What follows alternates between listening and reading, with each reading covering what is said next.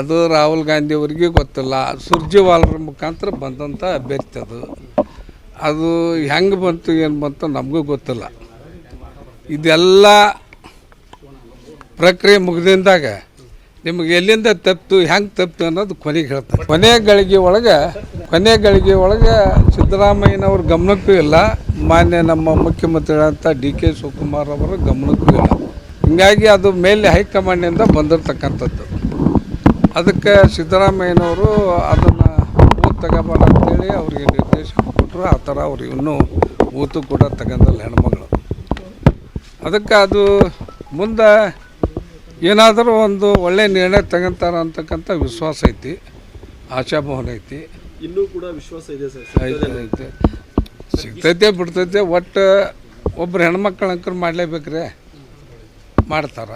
ಇಲ್ಲ ನಮಗೆ ಯಾವ ಆಫರ್ ಇಲ್ಲ, ನಾವು ಯಾರು ಕೇಳಕ್ಕೆ ಹೋಗಿಲ್ಲ. ಇದ್ದಂಥ ಹುದ್ದೆನೂ ಕೂಡ ನಾ ತ್ಯಾಗ ಮಾಡ್ಬೇಕಂತೇಳಿ ನಿನ್ನೆ ಮುಖ್ಯಮಂತ್ರಿಗಳ ಹತ್ರ ನಾನು ರಾಜೀನಾಮೆ ಪತ್ರ ಕೂಡ ತಗೊಂಡೋಗಿದ್ದೆ. ಬಟ್ ಅವ್ರು ಬೇಡ, ತಡ್ಕ ಕ್ಷೇತ್ರದಾಗ ಓಡಾಡು, ಕೆಲಸ ಮಾಡು, ನನಗೇನು ಒಳ್ಳೇದು ಮಾಡ್ಬೇಕಂತವಿ ಅದನ್ನು ಮಾಡ್ತೇವೆ, ಸ್ವಲ್ಪ ವೇಟ್ ಮಾಡೋ ಅಂತ ಹೇಳ್ಯಾರ.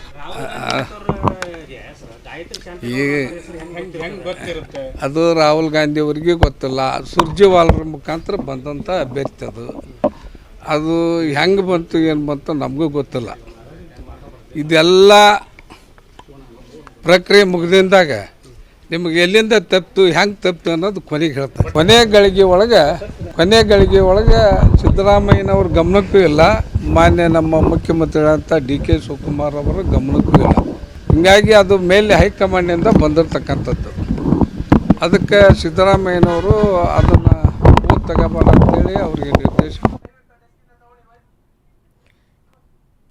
ಈ ಬಗ್ಗೆ ಹೆಚ್ಚಿನ ಮಾಹಿತಿಯನ್ನ ನೀಡಲಿದ್ದಾರೆ ನಮ್ಮ ಪ್ರತಿನಿಧಿ ಪವನ್. ಇದೀಗ ಏನು ಗಾಯತ್ರಿ ಅವರ ಹೆಸರು ಕೂಡ ಕೇಳಿ ಬಂದಿರುವಂಥದ್ದು.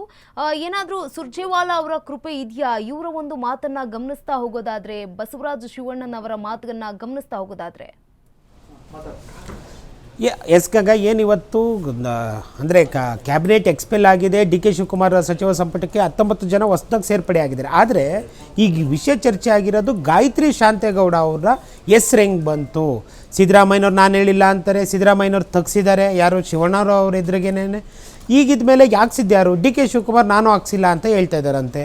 ಇದ್ರ ಮಧ್ಯೆ ಹಾಗಾದರೆ ಕಾಣದ ಕೈ ಯಾವುದು? ಆ ಕಾಣದ ಕೈ ರಾಜ್ಯ ಉಸ್ತುವಾರಿನ ಅನ್ನೋದೊಂದು ಶಂಕೆ ಶುರುವಾಗಿದೆ. ಇದಕ್ಕೆ ಪೂರಕ ಎಂಬಂತೆ ಇವತ್ತು ಏನು ಅವರಿಯ ಬ್ಯಾಡಗಿಯಲ್ಲಿ ಮಾತಾಡಿದಂಥ ಶಿವಣ್ಣನವರು ಹೇಳಿದ್ದದೇ ಮಾತು.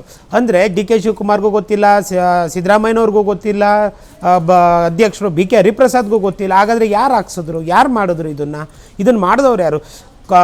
ಖುದ್ದು ರಾಹುಲ್ ಗಾಂಧಿ ಅವರ ಕೊಟ್ಟಂಥ ಪಟ್ಟಿಯಲ್ಲೇ ಗಾಯತ್ರಿ ಶಾಂತೇಗೌಡರು ಹೆಸರಿರಲಿಲ್ಲ. ಹಾಗಾದರೆ ಮಧ್ಯದಲ್ಲೇ ಬಂದಿದ್ದೆ ಹೇಗೆ? ಇದನ್ನು ಹಾಕ್ಸಿದ್ದು ಯಾಕೆ? ಯಾವ ಉದ್ದೇಶ? ಇದರಿಂದಿರೋ ಉದ್ದೇಶ ಏನು ಅಂತಂದೇಳಿ ಶಿವಣ್ಣನವ್ರು ಪ್ರಶ್ನೆ ಮಾಡ್ತಾರೆ. ಅಂದರೆ ಯಾವ ಮಟ್ಟಕ್ಕೆ ಬಂಡಾಯ ಬೇಗುದಿ, ಅಂದರೆ ಬಣ ಬಡಿದಾಟ ಇದರಲ್ಲಿ ಎದ್ದು ಕಾಣಿಸ್ತಾ ಇದೆ. DK ಶಿವಕುಮಾರ್ ಆಪ್ತರಾಗಿರ್ಬೋದು ಅಥವಾ ಸಿದ್ದರಾಮಯ್ಯನವ್ರ ಆಪ್ತರಾಗಿರ್ಬೋದು, ಇವರ ಮಧ್ಯೆ ಸಚಿವಗಿರಿ ವಿಚಾರದಲ್ಲಿ ಎದ್ದಿರೋ ಅಂಥ ಬಿರುಗಾಳಿ ಇದು ಅವರವರು ಮೂಲ ಹುಡ್ಕೋದಕ್ಕೆ ಶುರು ಮಾಡಿದ್ದಾರೆ. ಅಂದರೆ ಯಾರ ಹೆಸರು ಹೆಂಗೆ ಬಂತು, ಯಾರು ಸಚಿವ ಸಂಪುಟ ವಿಸ್ತರಣೆಯಲ್ಲಿದ್ದಾರೆ, ಯಾರ ಹೆಸರನ್ನು ಯಾರು ರೆಫರ್ ಮಾಡಿದ್ರು ಅನ್ನೋದಕ್ಕೆ.